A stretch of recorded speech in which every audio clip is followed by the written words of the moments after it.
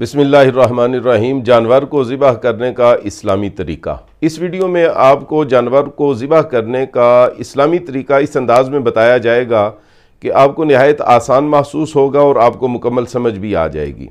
शरीयत मुतहरा शरीयत इस्लामिया के मुताबिक ज़िबह करते वक़्त जानवर की गर्दन की 4 रगों को काटना सबसे ज़रूरी है, लाजमी है। उन चारों रगों को काटने से जानवर को तकलीफ़ भी कम होती है और उसके जिस्म का सारा खून गोश्त के रेशों से भी नुचड़ के बाहर निकल जाता है।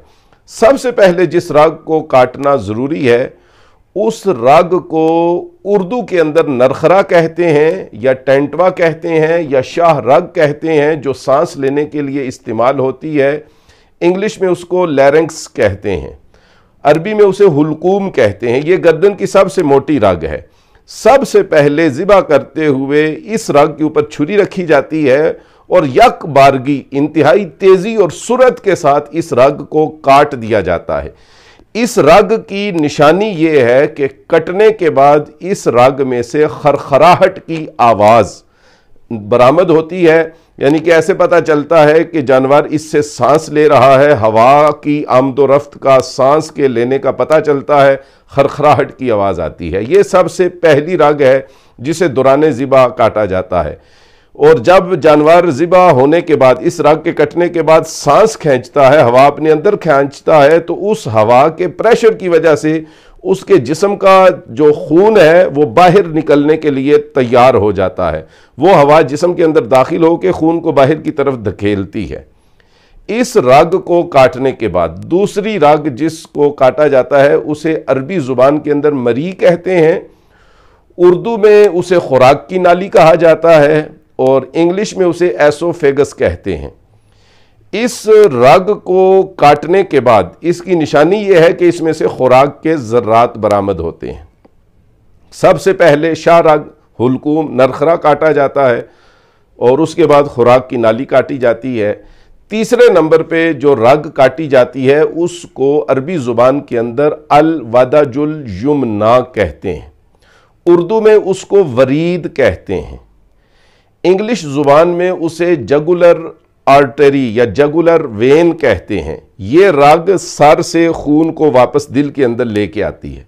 इस रग की निशानी ये है कि गुस्से के आलम में ये रग फूलती है और जब इस रग को काटा जाता है तो इससे खून तेज़ी के साथ बरामद होता है। ये जानवर की गर्दन के दाईं जानिब होती है।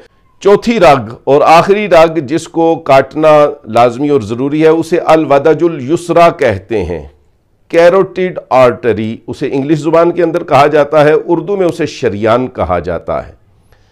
हज़रात गिरामी कदर, ये जो रग है ये जानवर की गर्दन के बाईं जानिब कदरे वाक़े होती है, कदरे बाईं जानिब वाक़े होती है। इसको भी काटने के बाद तेज़ी के साथ इससे खून निकलता है। इन 4 रगों के अलावा जानवर की गर्दन की किसी और रग को नहीं काटना चाहिए। छुरी मोहरे के साथ नहीं टकरानी चाहिए। गर्दन के अंदर जो हड्डी होती है उसके साथ छुरी नहीं लगनी चाहिए क्योंकि उससे जानवर को तकलीफ़ होती है। तो जब जानवर की जान निकल जाए तो उसके बाद छुरी से उस हड्डी को काटना चाहिए या उसको और ढीला कर देना चाहिए। ये ज़िबा करने का इस्लामी तरीका है जिसको आज भी साइंस तस्लीम कर चुकी है कि मुसलमानों के आका मोहम्मद अरबी सल्लल्लाहु अलैहि वसल्लम ने ज़िबा करने का जो तरीका बताया है वो इंतहाई नफीस तरीका है और इंतहाई कम तकलीफ़ देह तरीका है। उसी तरीके से सारा खून जिस्म से बाहर आता है और इंसानी सेहत के लिए उसी जानवर का गोश्त मुफीद है जो नबी अकरम सल्लल्लाहु अलैहि वसल्लम के बताए हुए तरीके के मुताबिक ज़िबा किया जाए।